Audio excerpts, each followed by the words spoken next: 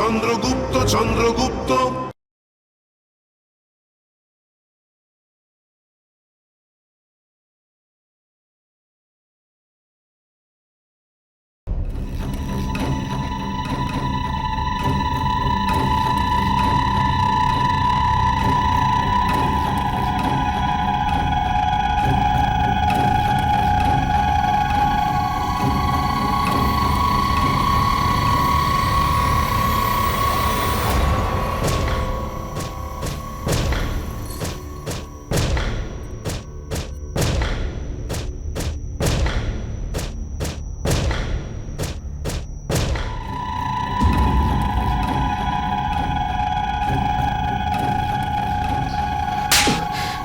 কোথায় আছে?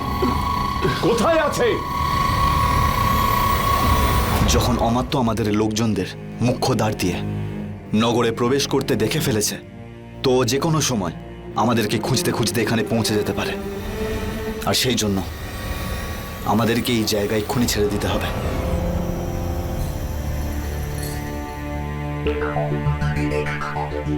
যদি যজ্ঞের মাঝখানে আমাত্য চলেও আসে, তাও যজ্ঞ চালু রাখবেন। আসুন আচার্য।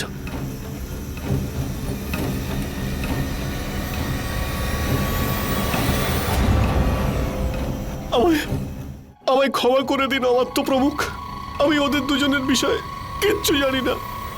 ওরা কারা ছিল, কোথা থেকে এসেছিল, আমি কিচ্ছু জানি না প্রমুখ, কিচ্ছু জানি না। যার হাতে তুমি বিক্রি হয়ে গেছো, তার গতিবিধি তুমি জানো না? তাহলে তুমি না আমার কোনো কাজে লাগবে, আর না মগধের।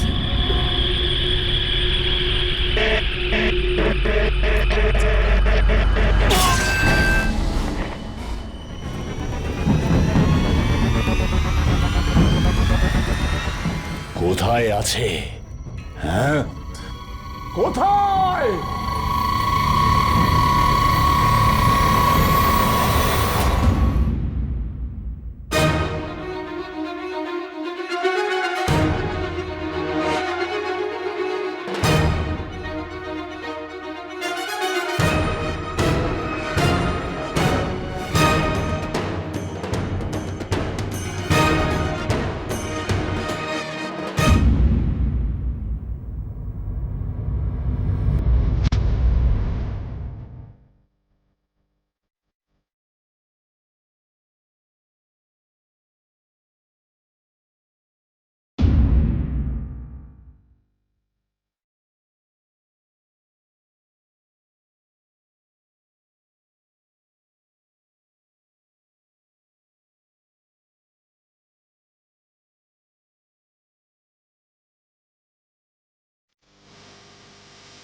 যজ্ঞের আগুন নিভে যাওয়া খুবই বড় অমঙ্গলের। ঘোর বিপদ আসতে চলেছে আচার্য। আমি আবার যজ্ঞ করব।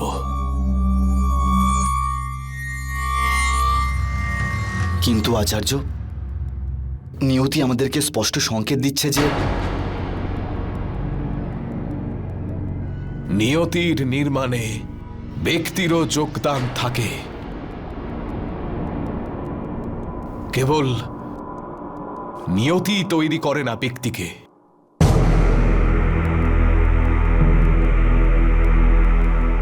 যখন আমরা আমাদের লক্ষ্যের, আমাদের উদ্দেশ্যের এত কাছে পৌঁছতে পেরেছি, তাহলে এটা কোনো খসে পড়া তারাকে দেখে বা কোনো হাওয়ার গতিবেগ বা দিশাকে দেখে বা এরকম কোনো অশুভ লক্ষণের দ্বারা হয়নি।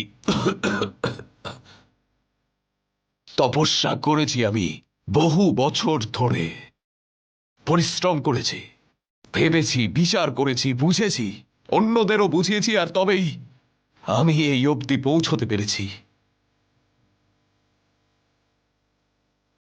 শ্রম, বুদ্ধি আর উচিত লক্ষ্যের সংমিশ্রণে মানুষ নিজের ভাগ্য তৈরি করতে পারে, গড়তে পারে নিয়তি।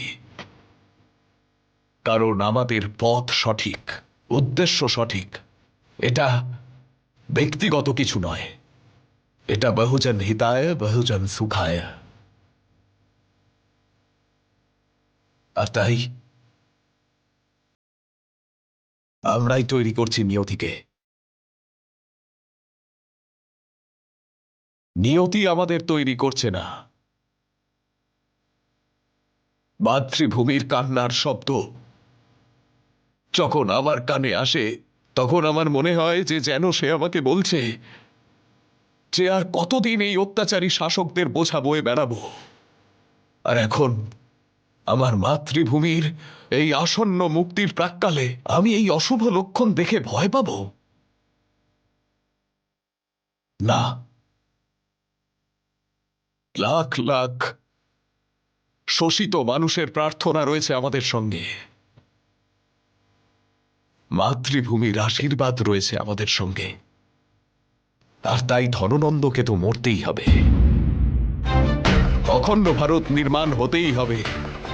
এটাই হলো আমার সবচেয়ে বড় লক্ষ্য। আর আমার এই লক্ষ্য পূরণের রাস্তার মাঝে না তো আমি কোনো রোগ ব্যাধিকে আসতে দেব, না কোনো ব্যক্তিকে, বা না কোনো শুভ বা অশুভ লক্ষণকে।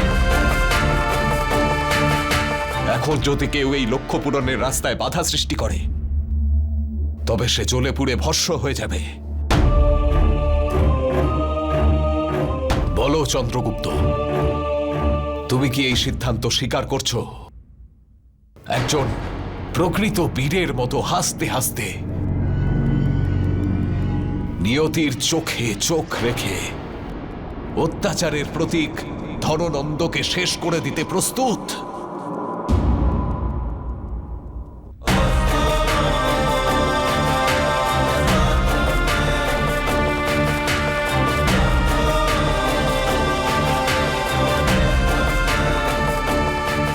আমি প্রস্তুত আচার্য।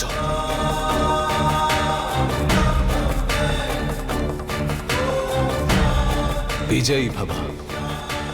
মহান ব্যক্তি তারাই হন যারা ইতিহাসের গতি বদলাতে পারেন। চাণক্য আর চন্দ্রগুপ্ত নিয়তির হাতের পুতুল হতে অস্বীকার করে নিজেদের ইচ্ছা শক্তিতে নিজেদের লক্ষ্য পূরণ করবার প্রয়াস করলেন।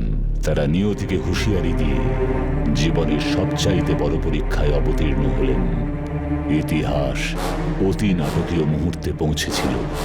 অনেক কিছুই হতে পারত, অনেক কিছুই। বলুন আচার্য। একটা বিশেষ কার্য দিতে চাই তোমায়। আজ্ঞে আচার্য।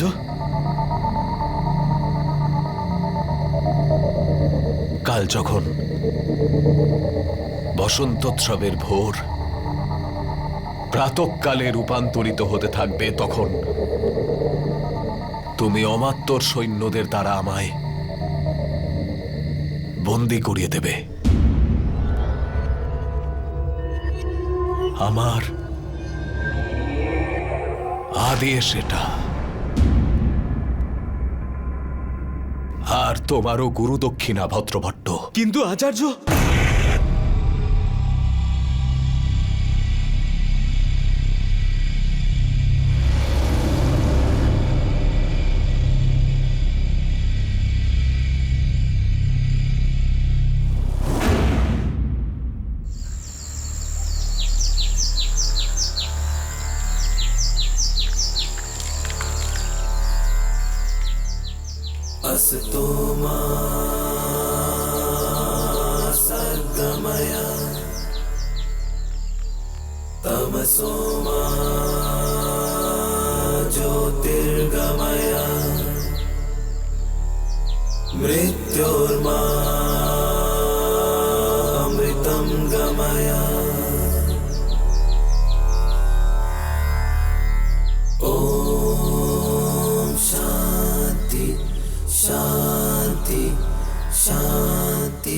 চাণক্য সবসময় বলতেন, যতক্ষণ পর্যন্ত তুমি দৌড়বার সাহস অর্জন না করবে, জয় লাভ করা তোমার পক্ষে কখনোই সম্ভব হবে না। লড়াই করবার সাহসই যদি অর্জন করতে না পারো, তবে যুদ্ধ বিজয় তোমার পক্ষে কোনোভাবেই সম্ভব হবে না। আর আজকের দিনটা ছিল ইতিহাস তৈরি করবার দিন।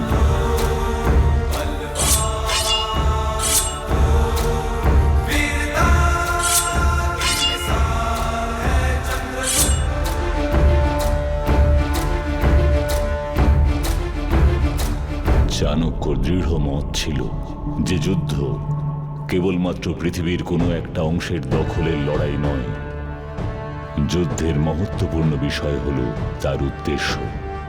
যে উদ্দেশ্য পূরণের জন্য যুদ্ধ করা যায়, হাসতে হাসতে মৃত্যুবরণ করা যায়, যার জন্য নিজের সর্বস্ব ত্যাগ করা যায়।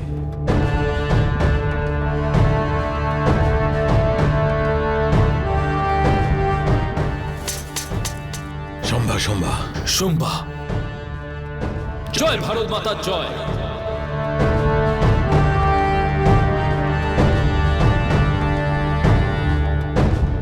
এই জন্য যদি শত্রুর বিরুদ্ধে আমরা একটা যুদ্ধে জিতি কিংবা আংশিক যুদ্ধ জয় করি, ফলাফল সর্বদা একই হয়।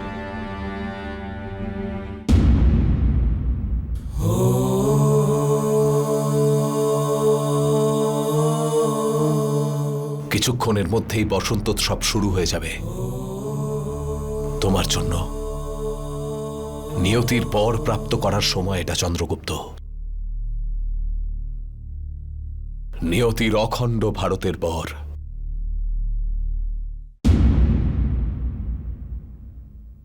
বলো চন্দ্রগুপ্ত। জানি না আচার্য,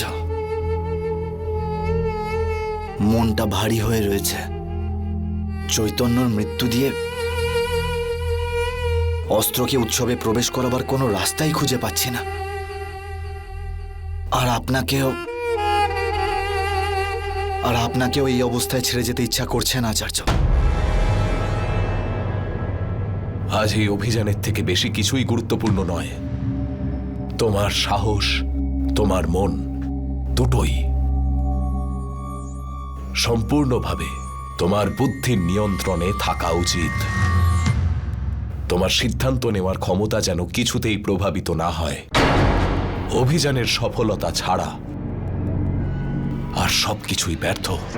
আর যদি অস্ত্রের কথা বলো, উৎসব স্থলে তোমার কাছে অস্ত্র পৌঁছে যাবে।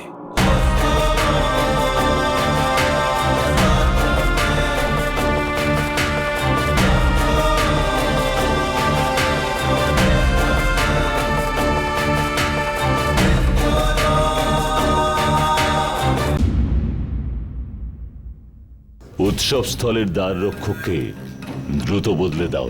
কিন্তু অমাত্য প্রমুখ, উৎসব শুরু হওয়ার ঠিক আগেই এত বড় একটা পরিবর্তন, এটার কি প্রয়োজন ছিল? যে কোনো ষড়যন্ত্রকারী পরিকল্পনার প্রথম নিয়ম হল বানচাল করা। সুরক্ষার জন্য ব্যবস্থার অনুরূপ নিজের পরিকল্পনা তৈরি করা। বানচালকারীদের ষড়যন্ত্র থেকে বাঁচবার জন্য প্রথম নিয়ম হল অন্তিম মুহূর্তে সুরক্ষা ব্যবস্থাকে সম্পূর্ণ বদলে ফেলা, যাতে ষড়যন্ত্রকারীরা সুরক্ষা ব্যবস্থার মধ্যে নিজেদের তৈরি করা ছিদ্রের সুবিধে না পায়। সুরক্ষা দ্বিগুণ করে দাও, প্রতি কোণায়, যেখানে কেউ আশাই করতে পারবে না। উৎসব স্থলে যে কাউকে, মনে রাখবে, যে কাউকে অস্ত্রশস্ত্র সমেত প্রবেশ করতে দেওয়া হবে না। এই আদেশ পালনে কেউ যেন কোনো ভুল না করে, কেউ নয়।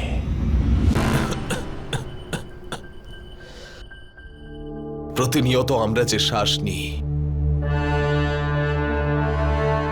আমরা জীবন বা মৃত্যু যে কোনো একটা বেছে নিই। জীবন আসলে কি? এই চলমান শ্বাস প্রশ্বাসের সঙ্গেই জীবিত থাকার সিদ্ধান্ত। প্রতিটি শ্বাসের সঙ্গে কি উচিত, কি উপযুক্ত, সেই সিদ্ধান্ত নিতে হয় আমাদের। শ্বাস প্রশ্বাসের একটা মালা সর্বদা আমাদের গলায় ঝুলতে থাকে। এর প্রত্যেকটা মুক্তর সঙ্গে আমাদের উপযুক্ত সিদ্ধান্ত আমাদের জীবিত রাখে।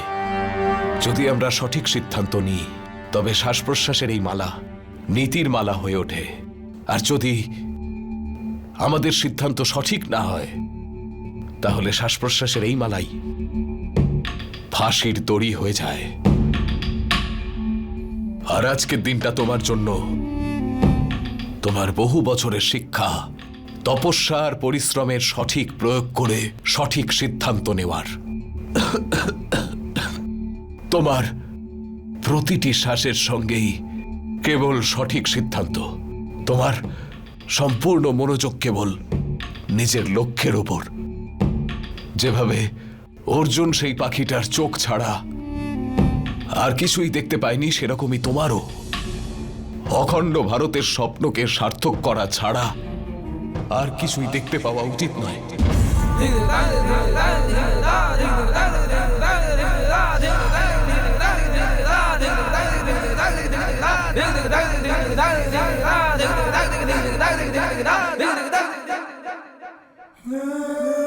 যদি আজ তোমার অখণ্ড ভারত অথবা আমার মধ্যে কোনো একটাকে বেছে নিতে হয়, তবে তুমি সেই মুহূর্তে নিঃসংশয়ে অখণ্ড ভারতের লক্ষ্যকেই বেছে নিও চন্দ্রগুপ্ত।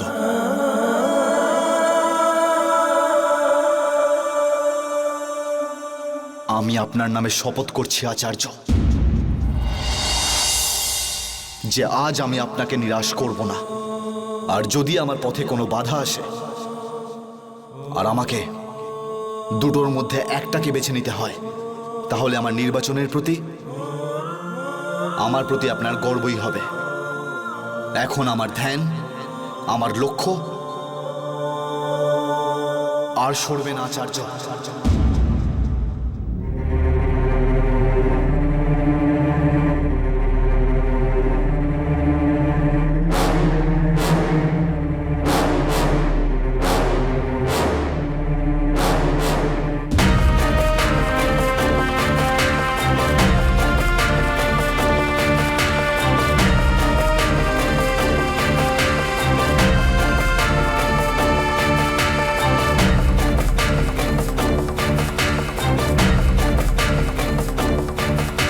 চন্দ্রগুপ্ত,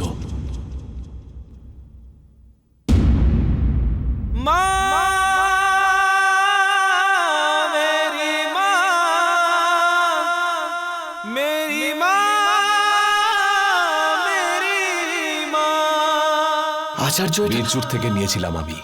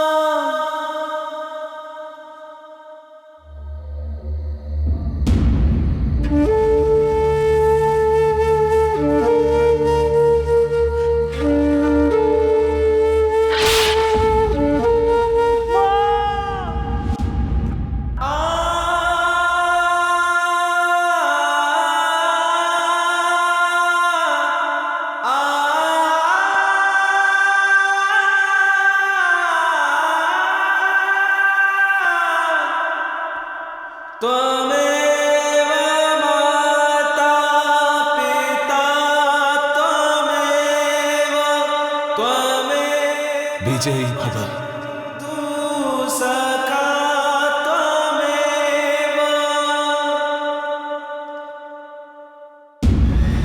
এখানে বসবেন মহারাজ। যদি ওনার উপর কেউ হামলা করে, তাহলে তাকে আসনের সামনের সারি থেকেই করতে হবে, কেননা বাকি সমস্ত স্থানই আসন থেকে অনেক দূরে। এই স্থানে সুরক্ষা বাড়িয়ে দাও, আর এখানে তাদেরই প্রবেশ করতে দেবে যারা বিশ্বাসের পাত্র। যথাজ্ঞা অমাত্য প্রমুখ।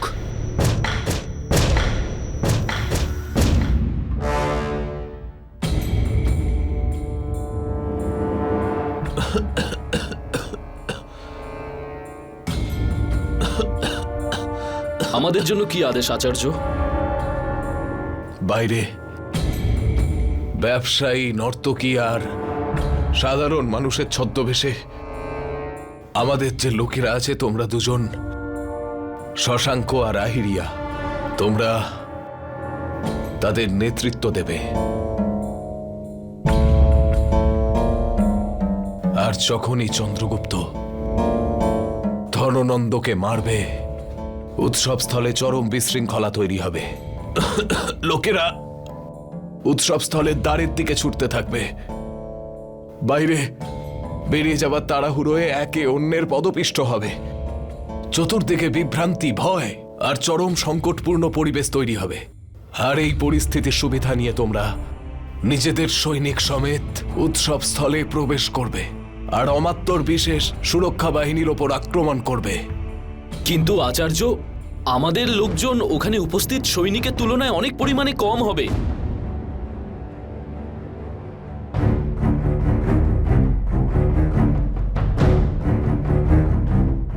তখন তুমি এটার ব্যবহার করো। অগ্নি সংযোগ অস্ত্র, এর দ্বারা তুমি ওদের অধিক সংখ্যক সেনাবাহিনীকে যোগ্য জবাব দিতে পারবে।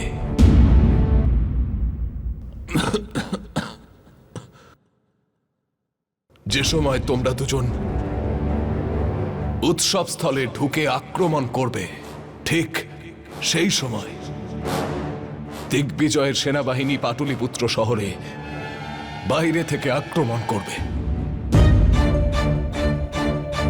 ধননন্দের মৃত্যু মগধ সেনাবাহিনীর মনোবল ভেঙে দেবে। একজন রাজাকে ছাড়া সেনা ঠিক সেরকমই যেরকম একজন ভেড়া পালককে ছাড়া একটা ভেড়ার দল। সেনা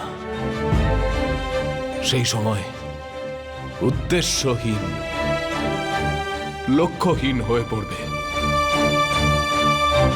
সেই সময় চতুরাননের ভ্রষ্টাচারের বরদান স্বরূপ তারা জানতে পারবে যে তাদের অস্ত্র নিম্নমানের আর অশ্ব দুর্বল। এতে তাদের বাকি মনোবলটুকুও ভেঙে পড়বে। সেই অবস্থায় নন্দর অত্যাচারে যারা পীড়িত, দুঃখী, কিন্তু ওর ভয়ের কারণে চুপ করেছিল, তারাও বিদ্রোহ করে আমাদের সঙ্গে চলে আসবে। আর আমরা শীঘ্রই পাটলিপুত্রে নিজেদের অধিকার কায়েম করে সেখানে আমাদের নিয়ন্ত্রণ নিশ্চিত করব। আপনি যেমন পরিকল্পনা করেছেন আমরা ঠিক তেমনটাই করব। বিজয় বাবা,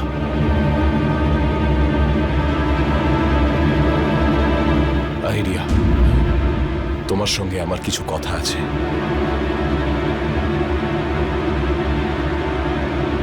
আমার সঙ্গে?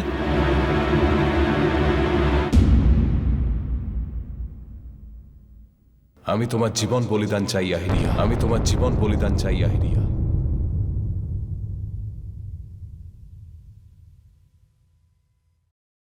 আমার জীবন? আমি ঠিক বুঝলাম না আচার্য। আমরা একটা অত্যন্ত কঠিন অভিযান সম্পূর্ণ করতে চাই আহিরিয়া, যাতে হয়তো এরকম হতে পারে যে আমরা যা ভেবেছি তার মধ্যে অনেক কথাই হয়তো আমাদের প্রত্যাশা মতো নাও হতে পারে।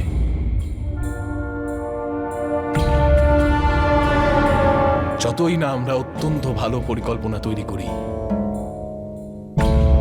একজন মূর্খ সেনাপতি কেবল এরকম ভাবতে পারে যে কেবল একটা ভালো পরিকল্পনাই বিজয় সুনিশ্চিত করতে পারে।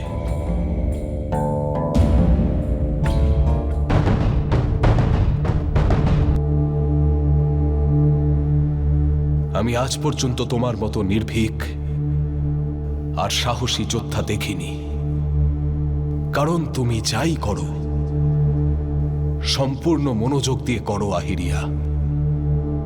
আজ আমি চাই যে তুমি আমাকে একটা প্রতিশ্রুতি দাও। যদি এই অভিযানে অপ্রত্যাশিত কিছু ঘটে, ধননন্দকে মারার সময় যদি চন্দ্রগুপ্তর ওপরে কোনো সংকট নেমে আসে, তবে তুমি যে কোনো মূল্যে তাকে বাঁচাবে। অখণ্ড ভারতের স্বপ্নকে পূরণ করার জন্য শেষ আশা হলো চন্দ্রগুপ্ত, আর এই আশাকে শেষ পর্যন্ত বাঁচিয়ে রাখতে হবে।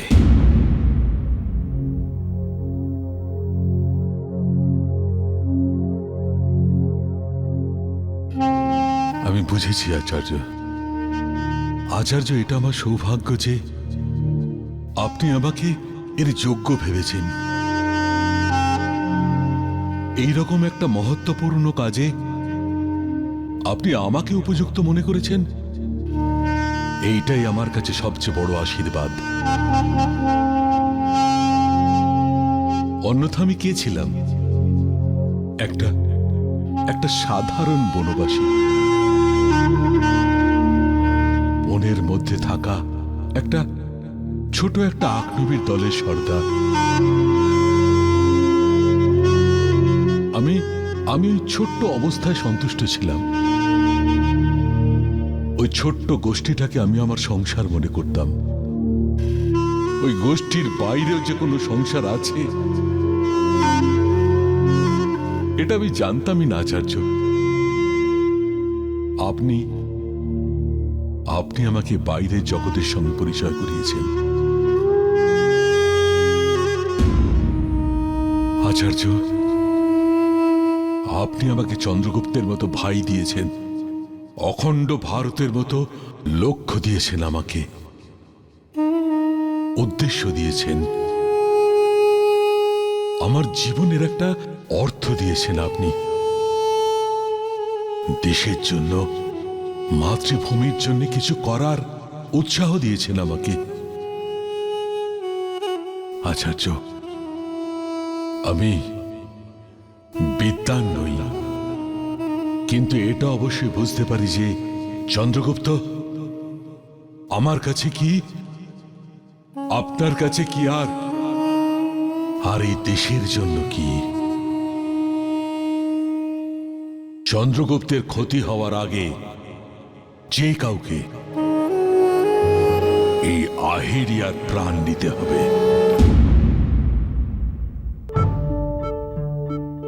আমি আপনাকে কথা দিচ্ছি আচার্য, চন্দ্রগুপ্তের ওপরে আসা প্রত্যেকটা সংকট আমি নিজের ওপর নিয়ে নেব।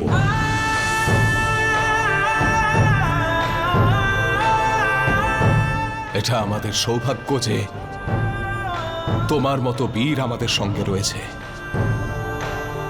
তোমার দেশভক্তি, তোমার ত্যাগ, তোমার আত্মবলিদানের সামনে এই চাণক্য নতমস্তক হয়েছে।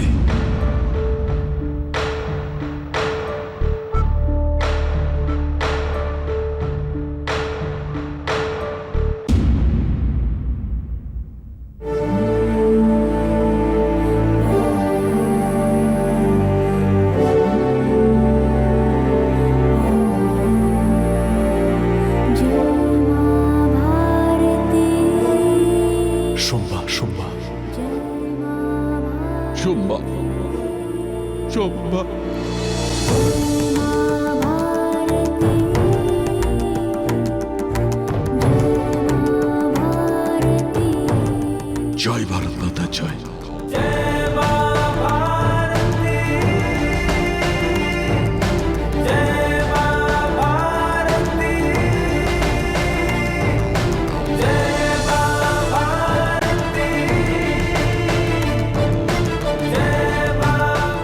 জয় ভারত মাতার জয়।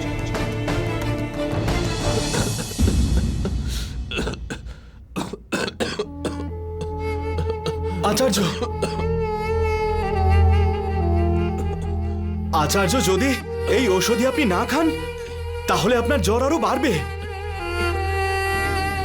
এটাই তো চাই আমি, যে এই জ্বর বেড়ে যাক। অন্তিম চাল দেওয়ার সময় এসে গেছে ভদ্রভট্ট, মনে আছে?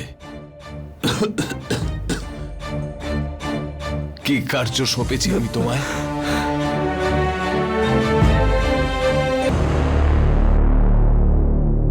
রাজকুমার, বসন্ত উৎসবে যাওয়ার জন্য আপনার রথ প্রস্তুত আছে। রাজকুমার, এই অপরিচিত ব্যক্তি আপনার সঙ্গে দেখা করতে চাই।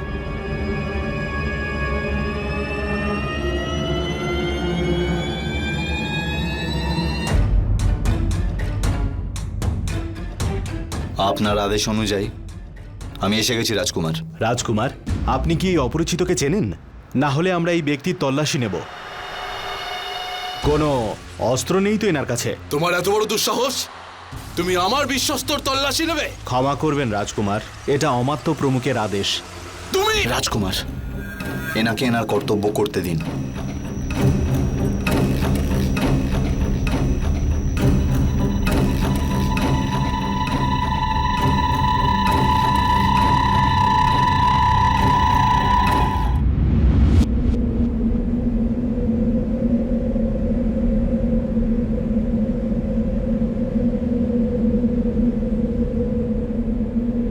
আরে ওখানে সত্যি কেন? চলো তো গিয়ে দেখি ওখানে কি হয়েছে। কিছু একটা হয়েছে হয়তো। চাদরে ঢাকা, চলো সামনে গেলেই বোঝা যাবে। চলো, কিছু একটা হয়েছে। কিন্তু দেখি তো কি হয়েছে। করে আছে, শুয়ে আছে। কি হয়েছে? অসুস্থ শুয়ে আছে। আমি কি অসুস্থ না মারা গেছে? কি এরকম কি? হ্যাঁ, মুখটাও তো দেখা যাচ্ছে না। দেখা যাচ্ছে না। বুঝতে পারে ওখানে শুয়ে আছে। কি এখানে কি হয়ে পড়ে থাকতে পারে? হ্যাঁ। আরে কি এটা? আরে আরে ইনি তো চাণক্য না? আরে, মনে হচ্ছে চাণক্য। আরে ইনি চাণক্য না তো? আরে হ্যাঁ, আশ্চর্য, ইনি তো চাণক্য, মগধের শত্রু। আরে একে মগধ সেনা তো কবে থেকে খুঁজছে। এই বসন্ত উৎসবে ও এখানে কি করছে?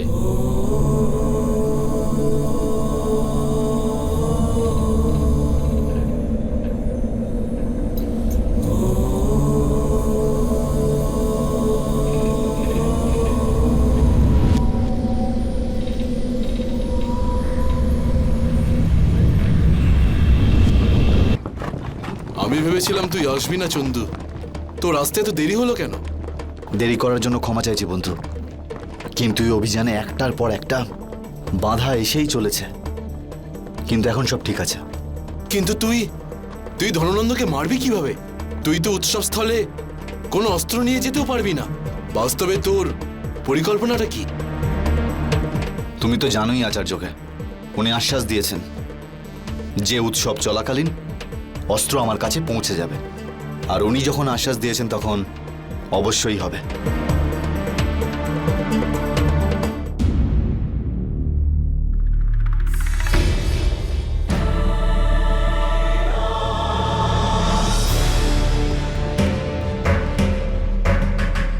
অমাত্য প্রমুখ, চাণক্যকে দেখে খুবই অসুস্থ বলে মনে হচ্ছে, আর গায়ে খুব জ্বরও। বলতে পারেন অজ্ঞান হয়ে পড়ে রয়েছে। আমার মনে হয় সেজন্যই এ আত্মসমর্পণ করেছে। তাহলে শেষ পর্যন্ত আচার্য খেলা সমাপ্ত। বড় দুর্ভাগ্যজনক পরিণতি। কোনো আড়ম্বর নেই, ব্যাস এমনি এমনি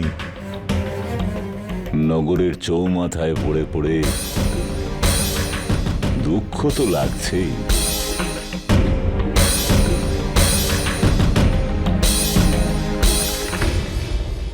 প্রণাম। তুমি এখানে এই অবস্থায় পৌঁছলে কি করে? তোমার লোকজন তোমার সঙ্গে বিশ্বাসঘাতকতা করেনি তো? নাকি তুমি মগধের বিশাল সৈন্য দেখে ভয়ভীত হয়ে? আপনিও জানেন অমাত্য, আর আমিও। আমি না চাইলে আপনি আমাকে ধরতে পারতেন না। আমি স্বয়ং উপস্থিত হয়েছি এখানে। এটা তোমার কোনো নতুন চাল নয় তো চাণক্য? কিসের চাল অমাত্য? শরীর আমার সঙ্গ দেওয়া ছেড়ে দিয়েছে। অখণ্ড ভারতের স্বপ্ন স্বপ্নই থেকে গেল।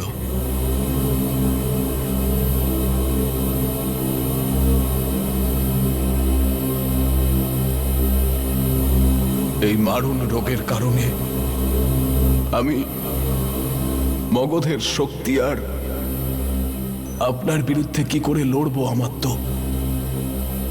আমি জানি আমি পরাজিত হয়ে গেছি, আর তাই আত্মসমর্পণ করছি।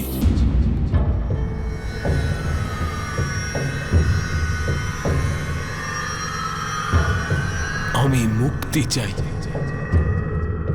বিশেষ প্রকারের মুক্তি।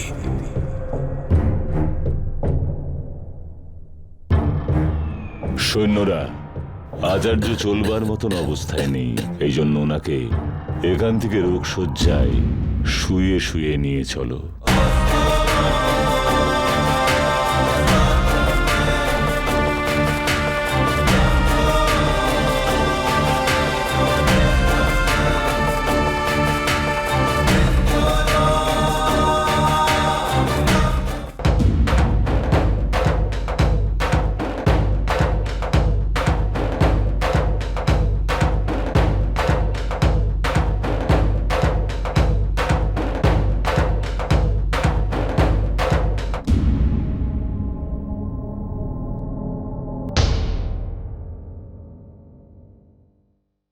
ও আমার বিশ্বস্ত ব্যক্তি, আমার প্রিয় বন্ধু। আমি চাই যে ওনাকে ভেতরে আসতে দেওয়া হোক। দাঁড়াও,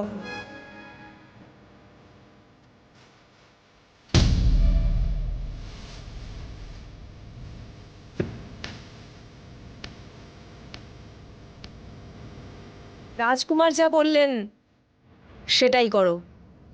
রাজকুমার দিগ্বিজয় আমাদের অতিথি, আর ওনার বন্ধুকে এই উৎসবে আদর ও সম্মানের সহিত উচিত স্থান দেওয়া আমাদের দায়িত্ব। আর তাই আমি ওনাকে বিশেষ অতিথিদের জন্য যে জায়গা রয়েছে সেখানে নিজেই নিয়ে যাব। আসুন শ্রীমান।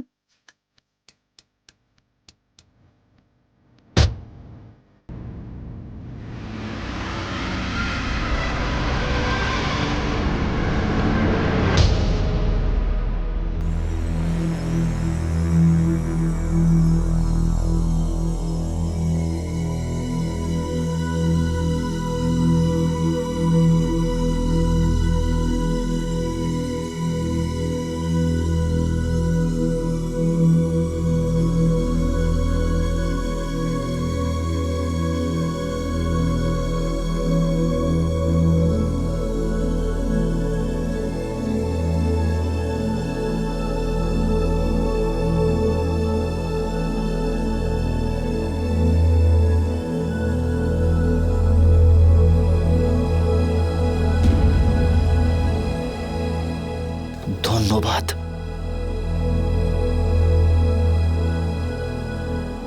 আমাকে ধন্যবাদ দেওয়ার তোমার কোনো প্রয়োজন নেই।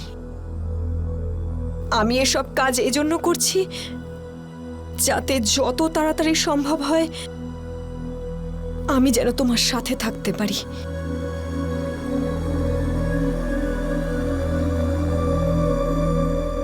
শুভ হোক, মঙ্গল হোক। জিজ্ঞেস করবে না যে আমি এখানে কেন এসেছি? এবার যা হবে তা আমার ভাগ্য।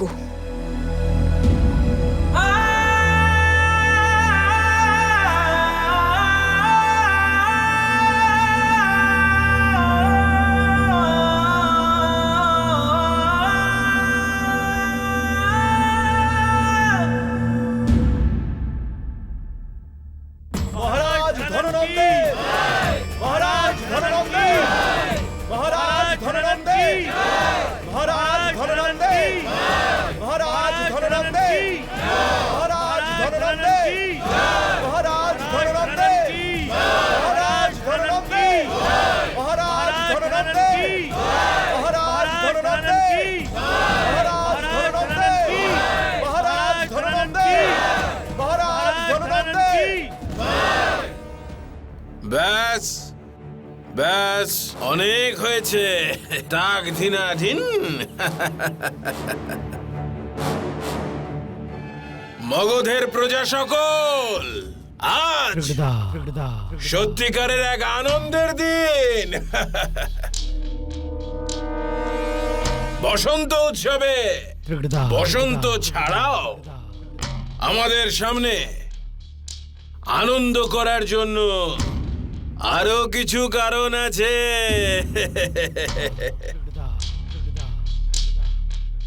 আনন্দের প্রথম কারণ, আমাদের সম্মানিত অতিথি, আমাদের প্রধান অতিথি অশাক্যর রাজকুমার যে আজকে আমাদের মধ্যে রয়েছে, রাজকুমার দিগ্বিজয়। রাজকুমার দিগ্বিজয়, রাজকুমার দিগ্বিজয়, এসো। রাজকুমার দিগ্বিজয়।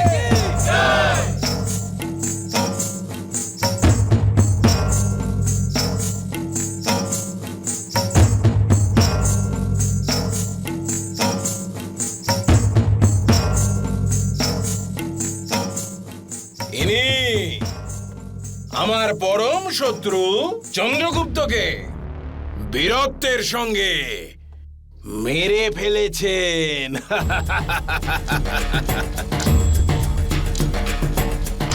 আনন্দের দ্বিতীয় কারণ, যা সমগ্র মগধের জন্য আনন্দ উৎসবের কারণ হবে, তা আপনাদের সবাইকে বলে আমি চমকে দিতে চাই।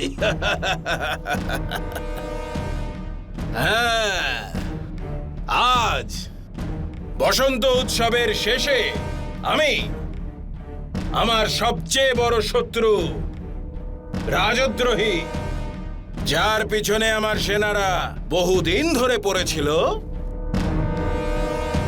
যার কেবলমাত্র সন্ধান পাওয়ার জন্য আমি পুরস্কার ঘোষণা করে দিয়েছিলাম, সে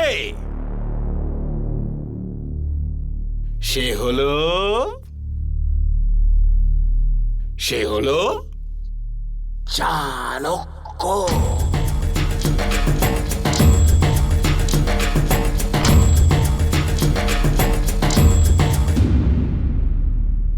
শুনতে পেলে? হ্যাঁ হ্যাঁ, চাণক্য।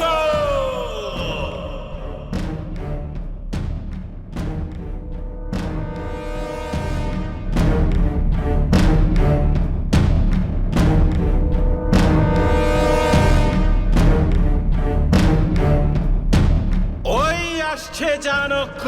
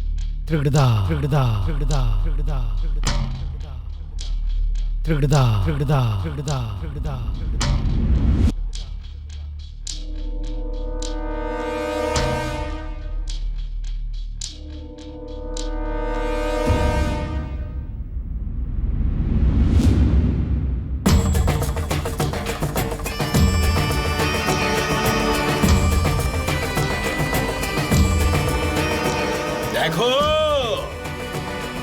দেখো একে, আর বুঝে নাও সবাই, যদি কেউ মগধের শত্রু হয়, তাহলে সে যতই পালিয়ে বেড়াক, যতই লুকোনোর চেষ্টা করে যাক, আমি তাকে ধরেই ফেলি।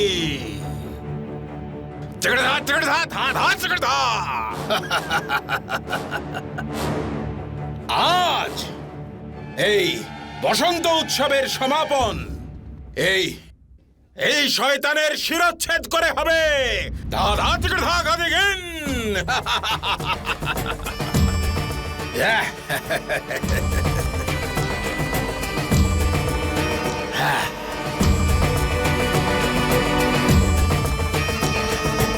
বসন্ত উৎসব শুরু করো।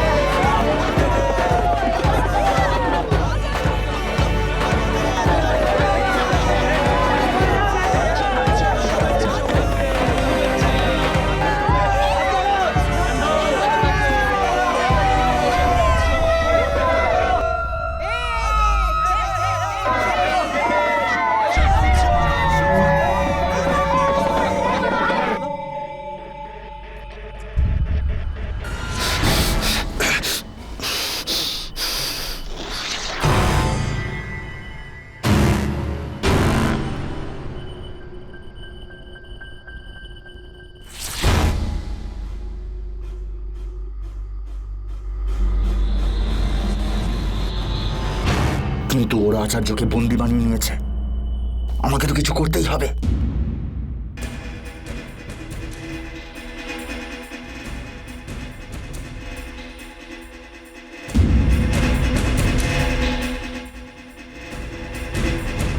কিন্তু কিন্তু আচার্য এরকম কেন চাইবেন?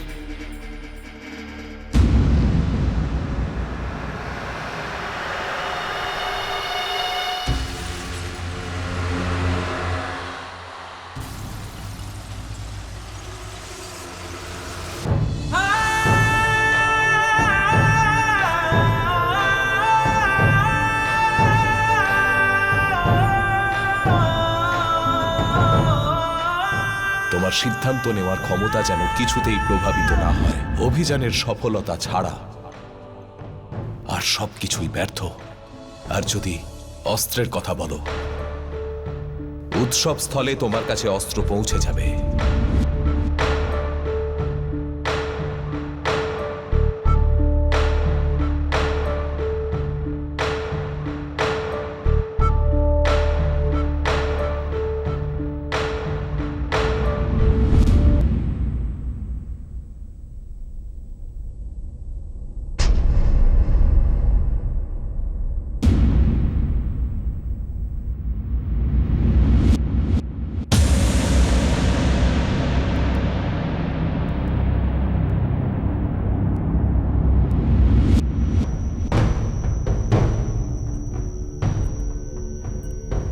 অমাত্য প্রমুখ আমাকে তোমার জায়গাতে পাঠিয়েছেন, তুমি এবার আসতে পারো।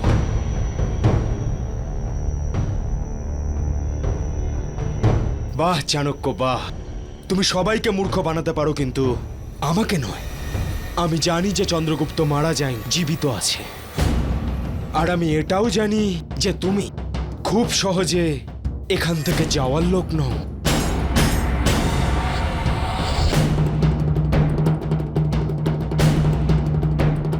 ভদ্রশাল। হ্যাঁ, ভদ্রশাল।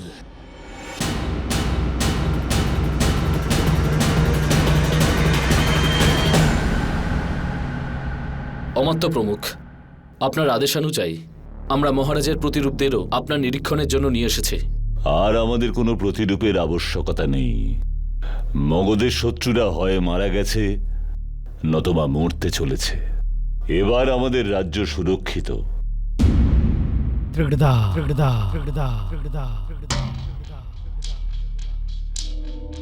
তোমরা সবাই আজকে উৎসবের আনন্দ পালন করবার জন্য আলাদা হয়ে যাও। সত্যি?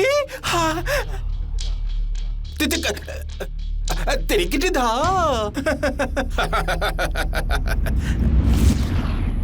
চলো চলো। দাঁড়াও, তোমাদের বুকে এই চিহ্ন কিসের? এইরকম লাল দাগ?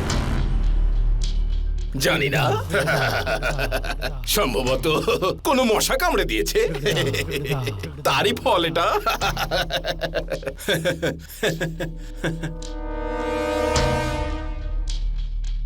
অমাত্য, আমাকেও এখানে কামড়েছে।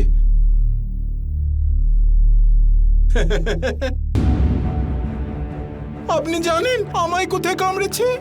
এখানে। খুব জ্বালা করছিল।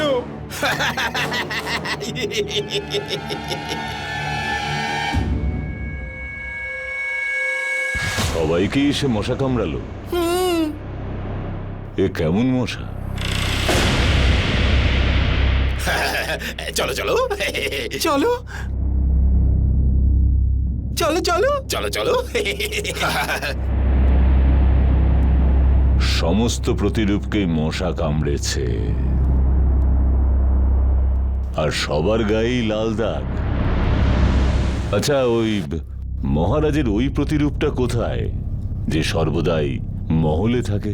আপনি ভুলে গেছেন, ওকে তো কেউ পাথর ছুঁড়ে মেরেছিল।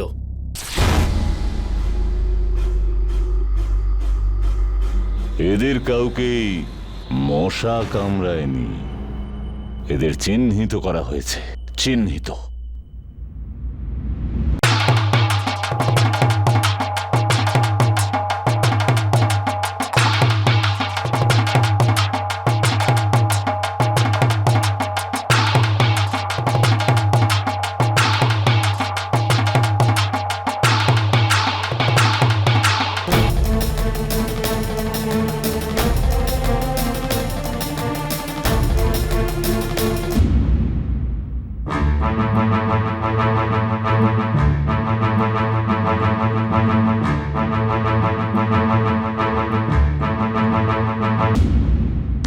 তুমি বেঁচে আছো এটা তো আমি জানতাম, কিন্তু ছদ্মবেশে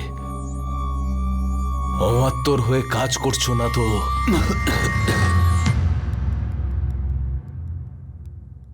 এখানে কি করছো তুমি? অমাত্য প্রমুখ আর চন্দ্রগুপ্তের সাথে খেলতে খেলতে আমি ক্লান্ত হয়ে গেছি। এই দুজনই আমার সমগোত্রীয় নয়, সেই জন্যই আমি ভাবলাম যে এইবার এই খেলাটা তোমার সাথে খেললে কেমন হয় চাণক্য? কূটনীতির আচার্যের সাথে খেলার আনন্দ উপভোগ করলে কেমন হয়? সেই জন্য তুমি যেরকম সমস্ত পরিকল্পনা করেছিলে, আমিও আজকের জন্যে সেরকমই পরিকল্পনা করেছি।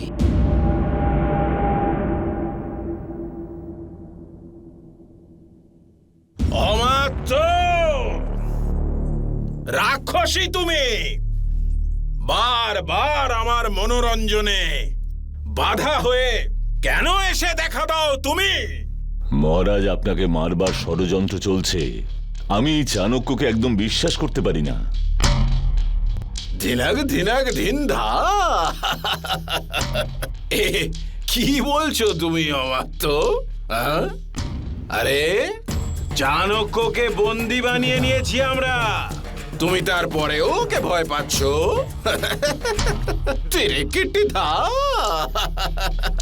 আপনার সমস্ত প্রতিরূপকে চিহ্নিত করা হয়ে গেছে মহারাজ, যাতে ওরা বুঝে ফেলতে পারে যে কোনটা হলো প্রতিরূপ আর কোনটা আসল মহারাজ।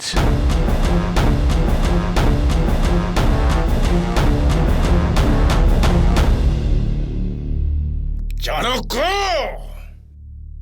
ওকে মৃত্যুদণ্ড দেব আমি। না না না না না, ওকে মারার আগে যদি যদি ও মরতে মরতেও আমার সঙ্গে এই খেলা খেলে থাকতে পারে, তাহলে আমিও ওর সঙ্গে ওরই খেলা খেলবো। দুটো খেলা খেলবো আমি, দ্বিগুণ আনন্দ পাবো। আপনি চাইছেন কি মহারাজ? ঠিক ওই রকমই চিহ্ন আমার শরীরেও বানিয়ে দাও আমার তো। হ্যাঁ হ্যাঁ হ্যাঁ। আমার সর্বদাই এই ব্যাপারে বিশ্বাস রয়েছে মহারাজ, যে কূটনীতির চালকে চতুরতার সঙ্গে খেলায় আপনার কোনো প্রতিদ্বন্দ্বী নেই।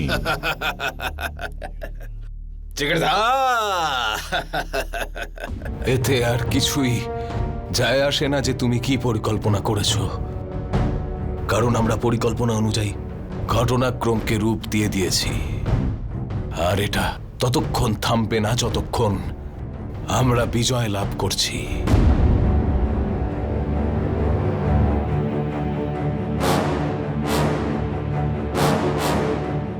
আমরা সর্বত্র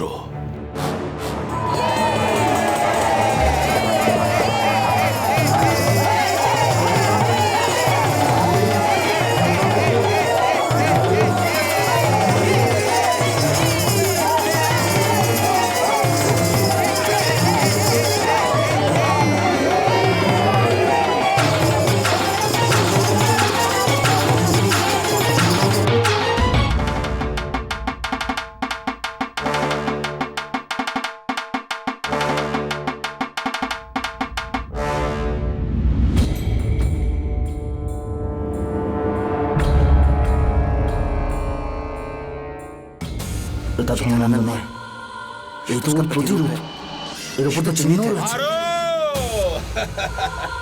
মারো মারো।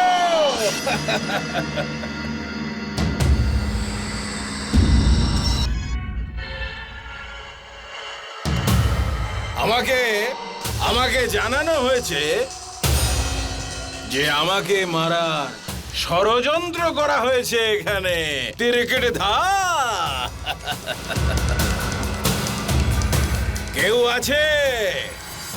কেউ আছে এখানে এই উৎসব স্থলে যে আমাকে মারতে চায়? আমিও বলে দিয়েছি, ঠিক আছে, যদি এখানে বসন্ত উৎসবে কেউ আমাকে হত্যা করতে চায় তো মারুক, মারুক, মারো, মারো আমাকে।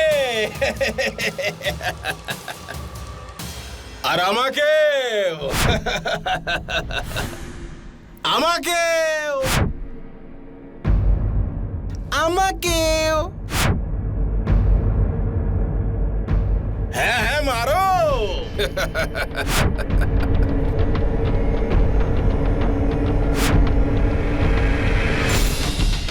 মারো,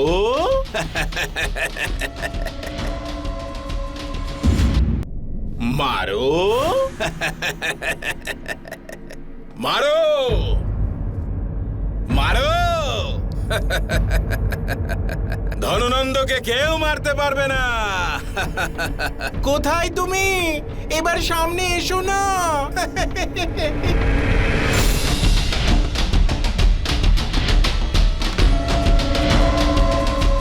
আমি আমার শত্রুকে এটা জানিয়ে দিতে চাই যে ধননন্দ কোনো সাধারণ মানুষ নয়।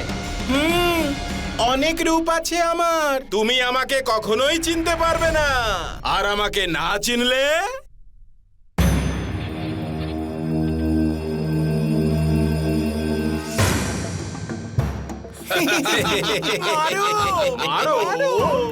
মনে হয় ধননন্দ আমাদের পরিকল্পনার কথা জেনে গেছে, সেই জন্য নিজেকেও চিহ্নিত করে নিয়েছে।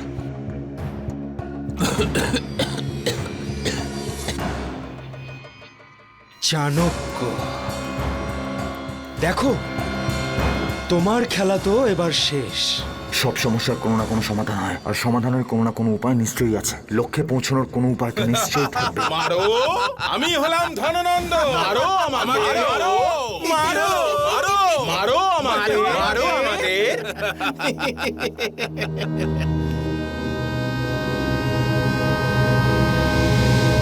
হ্যাঁ হ্যাঁ, মারো। যাদের এই অভিযানের জন্য বেছে নিয়েছি আমি, তাদের আমি খুব ভালো করেই চিনি। তারা সঠিক সময়ে সঠিক সিদ্ধান্তই নেবে। এই অভিযান সফল হবে। আমার শিষ্য কিছুতেই লক্ষ্যভ্রষ্ট হবে না।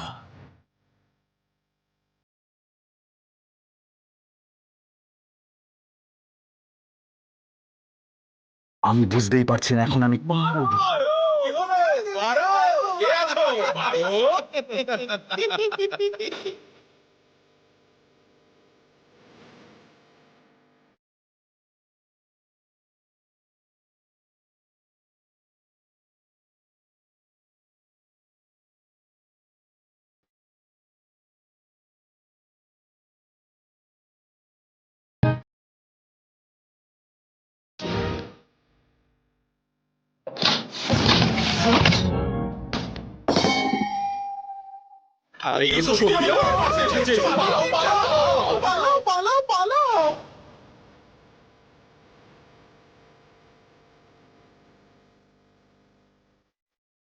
কোথায় পালাচ্ছ তোমরা সৈন্যরা?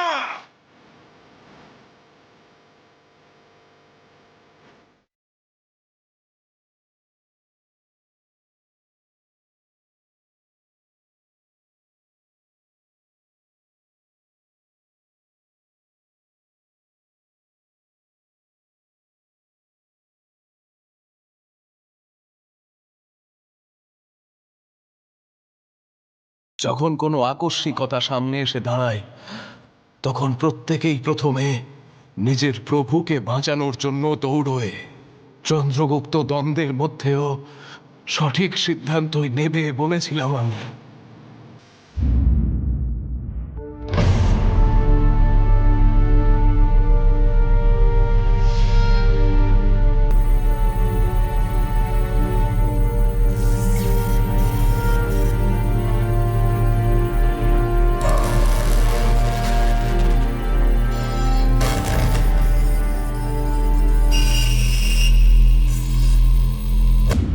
জয় ভারত মাতার জয়।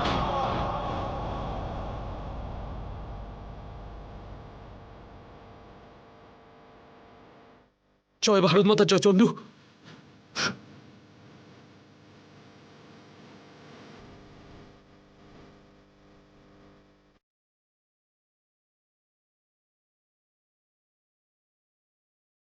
জয় ভারত মাতার জয়।